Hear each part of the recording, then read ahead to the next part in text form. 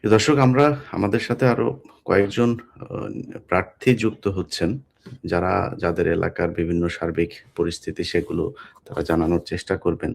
আমরা আজকে আ কিছুক্ষণ আগে একটা ভিডিও দেখেছি যে জনাব আমানুল্লাহ আমান, যিনি আ একাধারে ঋণখেলাপি, তিনি তার সম্পদের হিসাব নির্বাচন কমিশনে গোপন করেছেন। অনেকগুলো সম্পদ আছে যে সম্পদগুলো তিনি দেখাননি। সাভারের কিছু সম্পত্তি আছে সেগুলো দেখাননি। ঢাকাতে অনেক সম্পত্তি দেখাননি। ব্যবসা দেখাননি। এই জিনিসগুলো তিনি করেছেন এবং তার যে সন্ত্রাসী বাহিনী সেগুলো দিয়ে তিনি জামাতের যে প্রার্থী আছেন সেখানে তাকে নানাভাবে হুমকি-ধমকি দিয়ে যাওয়ার আ চেষ্টা করছেন। তো এই বিষয়গুলো তারা যতটা করবে আমার মনে হয় বাংলাদেশের মানুষ হয়তো, হ্যাঁ, একটা ভয় তো মানুষের মধ্যে কাজ করে এই রাজনৈতিক দলগুলোর মাসল পাওয়ার সেটার একটা ব্যাপার আছে। কিন্তু আপনার ধানের শীষের সাথে ধানের শীষের টাকায়, ধানের শীষের যানবাহনে, তারপরে ধানের শীষের ব্যাজ লাগিয়ে আপনার কেন্দ্রে গিয়ে তারা কিন্তু দাঁড়িপাল্লার ভোট দিয়ে আসবে। এটা মাথায় রেখেন। মানুষের এই হুঁশটুকু হয়েছে। আমি সবচাইতে উদ্বিগ্ন যে বিষয়টা নিয়ে আমরা দেখছি যে বিভিন্ন জায়গাতেই শুনছি এবং সেখানে মানুষকে টাকা-পয়সার একটা বিশাল প্রলোভন দেয়া হচ্ছে। তো বাংলাদেশের মানুষের কাছে আমার একটা দাবি থাকবে যে দেখেন, আপনারা বাংলাদেশে এই গেল ৫৪ বছর দেখেছেন। আপনাদেরকে কিন্তু এই যে নির্বাচনের আগে একটু চা খাইয়ে, বিস্কিট খাইয়ে, আগে তো শুধু এইটাই অনেক কিছু ছিল, এখন নগদ টাকাও দেয়া হয়। এবং এইসব করতে গিয়ে জামায়াতের বা এনসিপির ২-১ জন প্রার্থীর কাছেও আমি শুনেছি যে কিছু জায়গাতে তারা এত পরিমাণে টাকা দিচ্ছে, সেখানে আমাদেরও এই রাস্তায় যাওয়া ছাড়া কোনো উপায় থাকে না। কিছু জায়গায় মানুষকে সেইটা করতে হয়। তো আমি মানুষকে বলব যে, "ভাই দেখেন, আপনারা যদি টাকা নেন, ঠিক আছে নেন, কোনো সমস্যা নাই। আমি তো এটা থেকে এখন আপনাদের সরাইতে পারব না। টাকা দিয়ে এই দেশের মানুষ দেশও বিক্রি করে দেয়। এই দেশের মানুষের এত নৈতিক অধঃপতন। তো আপনারা তো সাধারণ মানুষ। আপনাদের এমনিতেই আর্থিক অভাব অনটন থাকে। যাদের টাকা-পয়সার কোনো সমস্যা নেই তারাই দেশ বিক্রি করে দেয়। আপনাদের থাকতেই পারে। টাকা নেন।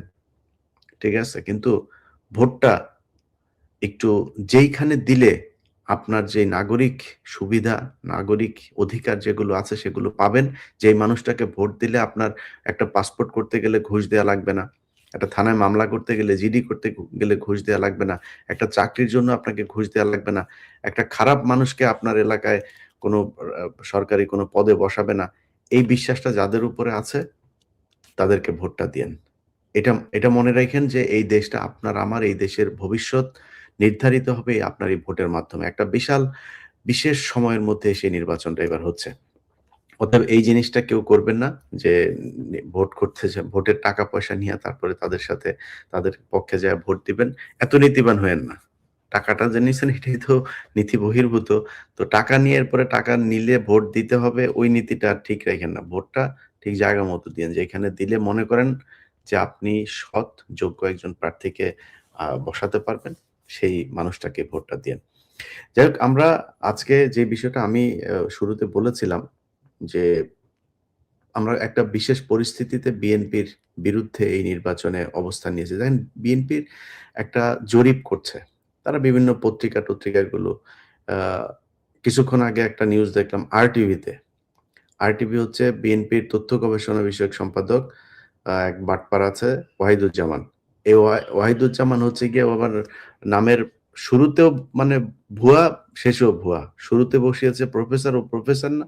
আবার শেষে বসিয়েছে অ্যাপোলো, ওর নাম অ্যাপোলোও না। ২ ভুয়ার মাঝখানে ও। ওর চারিদিকে ভুয়া। এই ২ নাম্বার হচ্ছে তথ্য গবেষণা বিষয়ক তাদের উপদেষ্টা। এই ব্যক্তি কি করেছেন? তিনি হচ্ছে গিয়া নিউজ করেছেন। বাংলাদেশের মানুষ নাকি মুখিয়ে আছেন যে তারেক রহমানকে প্রধানমন্ত্রী হিসাবে দেখার জন্য। কোথাও ৭০% আপনার জরিপে বিএনপি এগিয়ে আছে, ৮০% এগিয়ে আছে। আমরা এই ৭০-৭৭% এগিয়ে থাকার এই জরিপ কিন্তু ওই যে সজীব ওয়াজেদ জয়দের সময় দেখেছি। সজীব ওয়াজেদ জয়দের যেই পলিসি, বিএনপি তারেক রহমান দেশে যাওয়ার পর থেকে প্রতিটি জায়গায় তার মিটিং, মিছিল, বক্তব্য, তারপরে বিভিন্ন জায়গায় ঘরোয়া এ ইয়তদেরকে নিয়ে তারপরে তারা যে করছে, এই এ এ সবকিছু এই বিএনপি আওয়ামী লীগ করত। প্রতিটা জিনিস আওয়ামী লীগ সেই একই কাজ তারা করছে। ক্ষমতায় গেলেও আমার বিশ্বাস সেই একই কাজ তারা করবে। যে কারণেই ১০ বছরের বেশি প্রধানমন্ত্রী থাকা যাবে না। আমি আমি যদি নিজেও ব্যক্তিগতভাবে এটার সাথে একমত না। ১০ বছরের বেশি কাউকে যদি চায় সেটা সমস্যা কি? সমস্যা না। আমার আমার কাছে ব্যক্তিগত। কিন্তু আমার কথা হইলো যে উদ্দেশ্যটা কি? বাংলাদেশে যে কারণে এটা বন্ধ করা হচ্ছে, বন্ধ করতে চাইছে এই সরকার।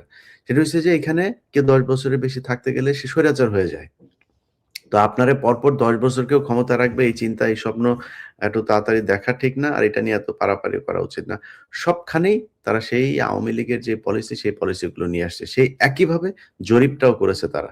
তো ৭০% মানুষ যে Facebook বা YouTube এর যেই পোস্টে আপনার পত্রিকাগুলো, টেলিভিশনগুলো বলছে ৭০% বিএনপির পক্ষে, তাদের সেই Facebook এর পোস্টের যে লাইক, কমেন্ট, রিঅ্যাকশন যেগুলো আছে, সেগুলোতে গেলেই বুঝা যায় যে কয় পার্সেন্ট আসলে বিএনপিকে ভোটে চায়।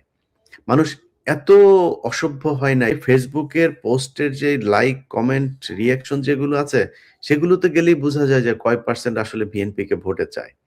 মানুষ এত অসভ্য হয় নাই, এত নিমুখারাম হয় নাই, এত অবুঝ হয় নাই যে চোর বাটপার চোখের সামনে আমরা দেখছি আমাদেরকে বলা হচ্ছে যে আপনারা চাঁদাবাজি করবেন ১২ তারিখ পর্যন্ত কেউ করেন না।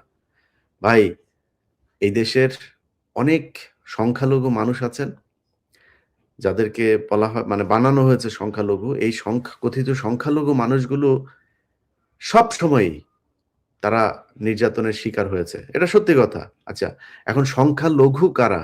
সেটা হচ্ছে প্রশ্ন। আমাদের সংখ্যালঘু মানে বানানো হয়েছে যে হিন্দু মানুষ। আমি একজন সংখ্যালঘু।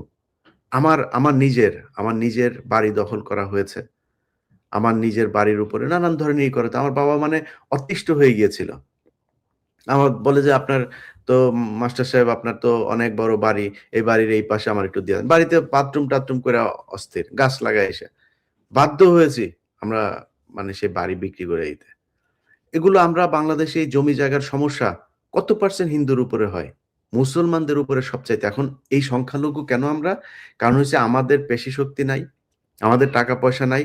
আর যারা কিনা এগুলো করে তাদের রাজনৈতিকভাবেও ক্ষমতাশালী মানুষজন আছে, লাঠি আছে, তারা সব দিক থেকে ক্ষমতাশালী। এখন এই ক্ষমতাশালীর এই যে পাওয়ার, এই যে দুর্বলের উপরে, এটা বাংলাদেশের ইতিহাসের শুরু থেকেই চলে আসছে, এখনো পর্যন্ত চলছে। সো সেই মানুষগুলো যাদেরকে সংখ্যালঘু বানানো হয়েছে, সেই মানুষগুলোর কাছে অনুরোধ থাকবে, আপনার জমির সমস্যা, আপনার বাড়ি দখল করে নিচ্ছে, আপনি এলাকায় প্রভাবশালীদের কারণে আপনার মেয়ে কলেজে যাইতে পারে না। ভাই এই সমস্যা থেকে যদি বের হয়ে আসতে চান, আপনাকে জামাত ইসলামকে ক্ষমতায় আনতে হবে। আমি কথা দিচ্ছি আপনাদেরকে, আমি ইলিয়াস হুসাইন, আমার কাছে বহু মানুষ এই জমির সমস্যার কারণে ঘ্যান করেন। আপনাদেরকে বললাম যদি জামাত ইসলাম ক্ষমতায় আসে এইটুক গ্যারান্টি দিচ্ছি যে এই সমস্যার থেকে ইনশাআল্লাহ আপনাদেরকে সমাধান করব। আমি কোনো পদে থাকি না থাকি কোনো কিছু না। আমি যেইখানে থাকি, যে অবস্থাতে থাকি, আপনাদের এইটুক গ্যারান্টি দিলাম যে এই দেশের মানুষের এই সমস্যাগুলো সমাধান করব। একজন মানুষকে অহেতুক আমাদের দেশে যে সমস্যাগুলো হয় ধরেন বাড়ি করবে, তারা যায় ইট নিতে হবে তার কাছ থেকে। ইট কেন নিতে হবে? কারণ ইট আপনার কাছ থেকে মার্কেট থেকে নিতে পারেন, ওর কাছ থেকে নিতে হবে। ও যে ইটের দাম একটার দাম ৳৬ ওইটা আপনার কাছ থেকে নিবে ৳৯। দিবে বা ৫০০ ইট, টাকা নিবে আপনার কাছ থেকে ১,০০০ ইটের। এই পলিসি দিয়ে আপনার এলাকার চাঁদাবাজ এই যে কিছু দুর্বৃত্ত গড়ে উঠেছে রাজনৈতিক আপনার ব্যাকআপ এর মাধ্যমে, এরা এগুলো করে থাকে। সো সেই মানুষগুলো যেন আর করতে না পারে, সেটার জন্য আপনাদেরকে জামাত ইসলামকে ভোট দিতে হবে। দাঁড়িপাল্লাকে ক্ষমতায় আনতে হবে। যদি আনেন,